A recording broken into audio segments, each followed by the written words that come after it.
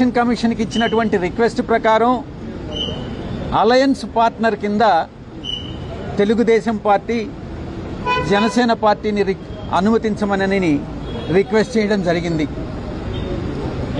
ఇంకొక విషయాన్ని కూడా ఎలక్షన్ కమిషన్ దృష్టికి తీసుకొచ్చాం. జనసేన పార్టీ అన్నటువంటిది ఇప్పటి వరకు కూడా బీజేపీ అలయన్స్ పార్ట్నర్ కింద పరిగణిస్తూ వచ్చారు. ఈరోజు నిన్న ఇచ్చినటువంటి ఎలక్షన్ కమిషన్కి ఇచ్చినటువంటి రిక్వెస్ట్లో Janasena party Telugu Desam party alliance partner కింద డిస్క్రైబ్ చేయడం జరిగింది.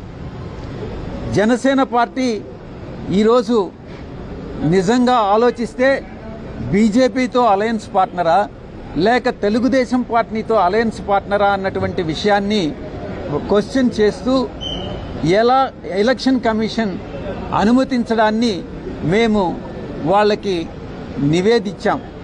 ఇలా అనుమతించడం సమంజసమేనా అన్నటువంటి విషయాన్ని ఎలక్షన్ కమిషన్ దృష్టికి తీసుకురావడం జరిగింది. ఇక రెండవ విషయం, జనసేన అన్నటువంటిది unrecognised political party. Glass symbol అన్నటువంటిది ఒక జనరల్ సింబల్.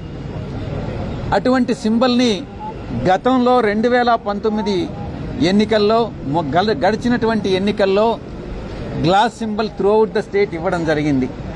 అటువంటి సింబల్ని, కామన్ సింబల్ని ఒక పొలిటికల్ పార్టీకి రాష్ట్ర వ్యాప్తంగా కొన్ని స్థానాల్లో 175 స్థానాల్లో కొన్ని స్థానాల్లో పోటీ చేసేటటువంటి ఒక రాజకీయ పార్టీకి ఒక సింబల్ కేటాయించడం జనరల్ సింబల్లో నుంచి అది చట్ట విరుద్ధం అది అన్నటువంటి విషయాన్ని కూడా మేము ఎలక్షన్ కమిషన్కి నివేదించడం జరిగింది.